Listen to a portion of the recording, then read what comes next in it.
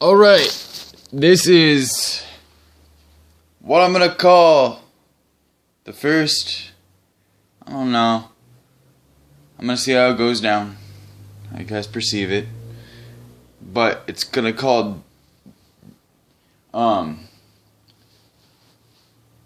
unintentional fatherly wisdom. The first episode is gonna be about marijuana. Now I know what you're thinking. This kid's a square! But, Sunday, I told my grandma I tried weed for the first time. And, let's just say, it got so bad where I almost killed myself. But then I thought of you guys. I thought of my friends, I thought of my family, and I was okay. And I finally realized that the root of my problems is my dad. And I love him. But I've kind of disowned him because he's the kind of dad who will be like, oh, go ahead and do it. And I'll do it because I think it'll make him proud of me for once. I mean, I can't even remember a time where he said, I'm actually proud of you. And I know my mom loves me. And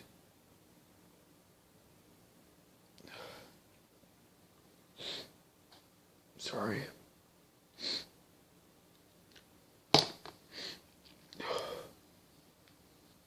He was actually the person that said, go ahead and try pot. And we had a conversation about pot. And every time I talk to him, even though he's a couple hours away, he doesn't take the time to get off of work. Say, when he's here, we're only together for a couple of hours, then I go home, and then I don't see him again for like a couple months. And it hurts.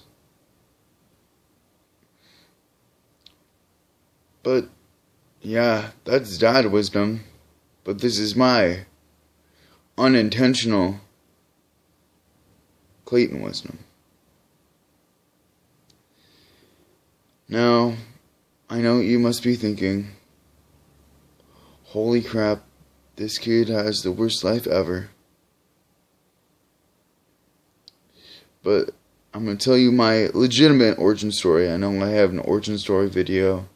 Haven't seen it. Because I'm not like PewDiePie, where I have to watch my videos. I'll watch my videos just for the comments. And that's about it. But I want to let you guys know that I'm grateful that I have friends like you. Because you've gotten me through a lot of dark places in my life. Through physical health, emotional health, and mental health. Because you guys are just there to listen. I'm thankful for my friend Nate. And I'm thankful for my friend Michael. Because they're so wise. Okay, but origin story time. See, I told you it was an emotional week for me.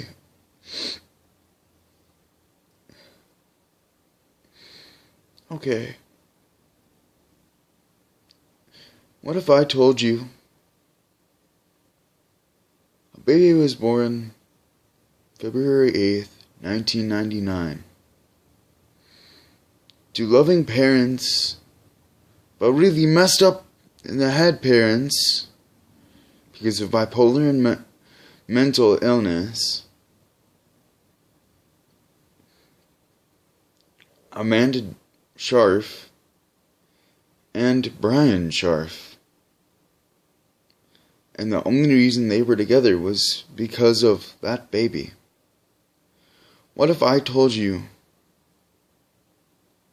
that that was no ordinary baby?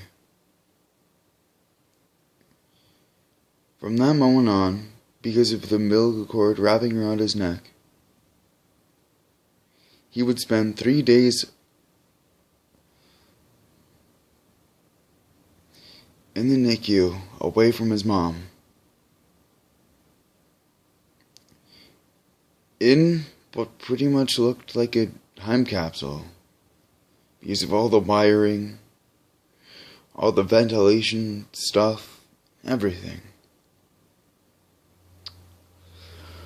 What if I told you that when they got home, his mom had a mental breakdown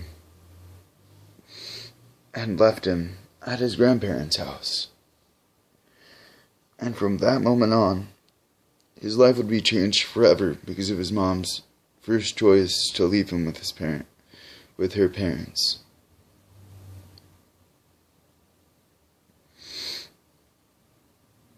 Now, the baby didn't know really who his dad was, because he skipped out on him a lot. Because he was ashamed of having that son. So, his grandfather was his dad, and his grandmother was his mom. They did their best to raise him. They went on trips, like every normal family. And they tried their best to give him a normal life.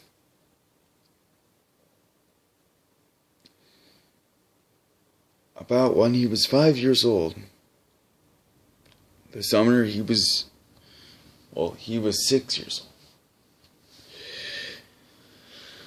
What if, when he was 6 years old, his grandfather, who was an avid smoker, was diagnosed with lung cancer, and 4 months later,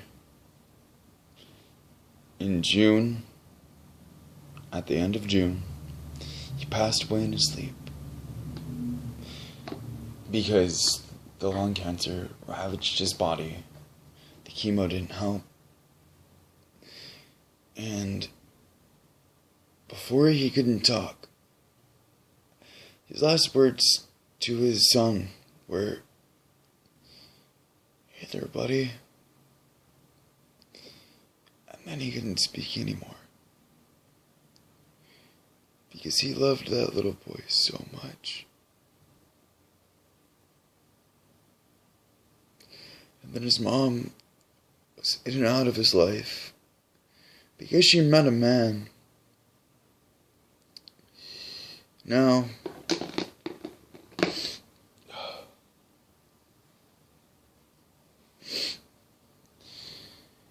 they were together for 8 years since he'd been 3. They had lived in the desert. They lived upstairs in this very house. And they lived in a really crappy apartment. And then, when he was 11, one fateful day, when he was 10, his mom didn't have any say in the matter, but he was kidnapped from his grandma's house. And he did not know he was kidnapped. They had just gone out for ice cream. And then, a month later, his brother was born. Now, he had never had an older brother, an older sister, or anybody. It was just him. And then, when he was 12 years old, his mom left for the last time.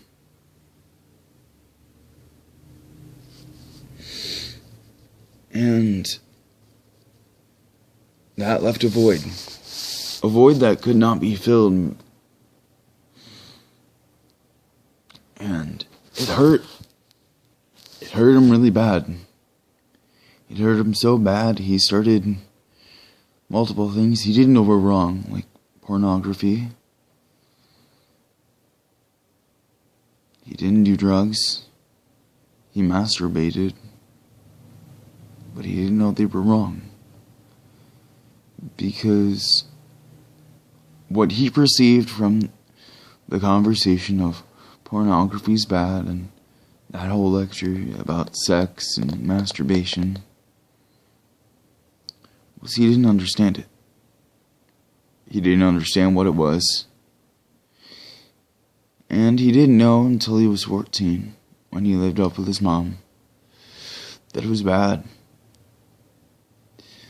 And then, well, still, when he was 10, he fell. And severed a nerve in his spine. And it hurt. He didn't need therapy. He didn't need anything. He was fine.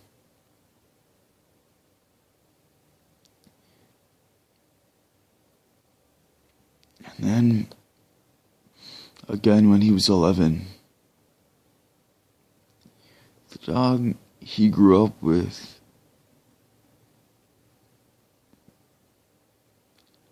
and loved, because he got him through a lot, and he was the best dog ever, died.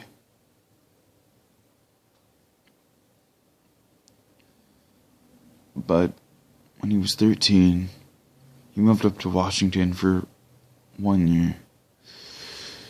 And it was his year in hell. He ate, but he lost a lot of weight. He tried to protect his brothers from all the fighting and yelling and everything. He tried to be the best kid that he could. And then one fateful day, he went back to California. And that's where he stayed. Then, 7th grade, before he moved, he kissed a girl for the first time. He thought the void that his mom and dad had left would be filled with this overwhelming sensation of love, of happiness, of joy he never knew. But sadly, that had to come to an end.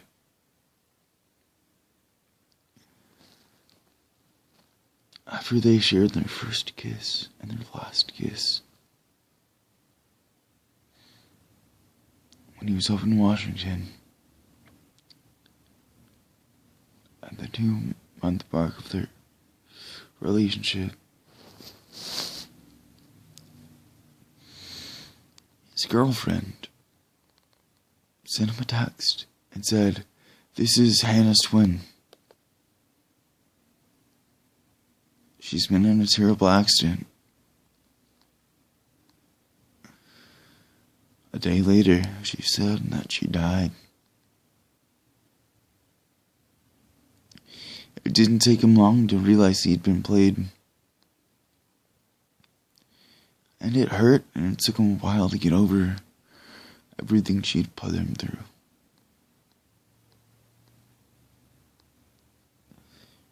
And he thought to himself, he would never love again. And freshman year, he was under the impression that he was going to die. Did he know he was going to die? No. But he was under a lot of stress. So he started asking out girls just so that void would be filled. And he was a nervous wreck because of everything he had been through. And he thought that would go away. And then, open arms, he met one of his friends, and he would sit on the bench, slightly be laughed at because he didn't watch the news and didn't know what was going on in the world. And then in 10th grade, well, actually, the end of the second semester, the last week where finals were taking place, he had to miss school because his mom was severely beaten by his second stepdad.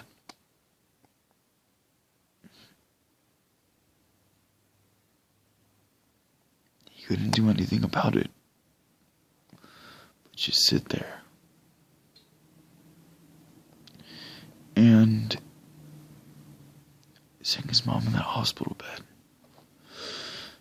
close to death, stitched up because her body was dying, she almost died because of internal bleeding.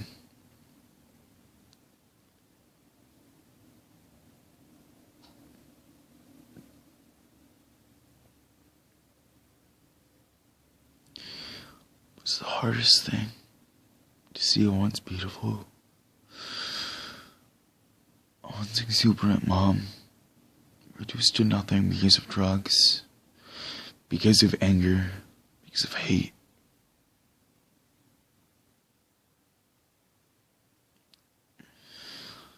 Fast forward, sophomore year,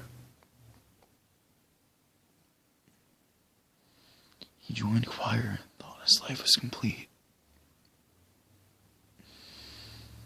And it was great. It was so great.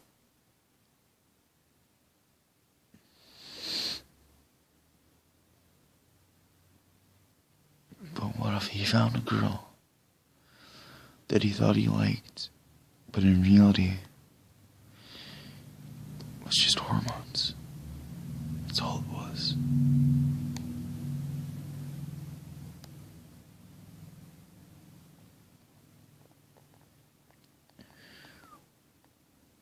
And what if he can never get over that girl?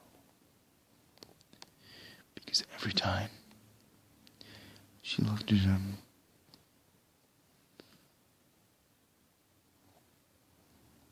that beautiful look in her eye,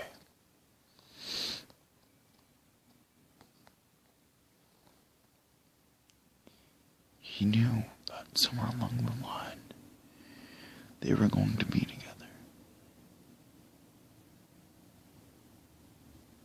But alas, nothing happened. They were supposed to be remaining as friends. He accepted that fact. He took a break from girls' junior year after he got his heart broken a couple of times.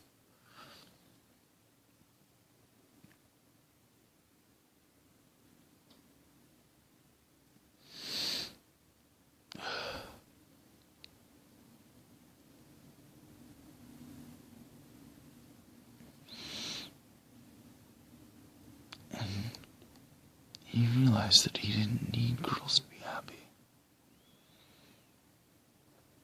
He would just enjoy being single. And eventually someone would turn up.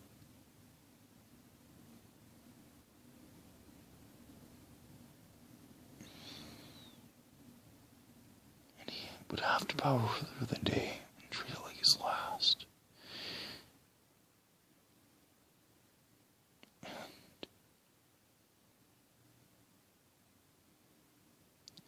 What if I told you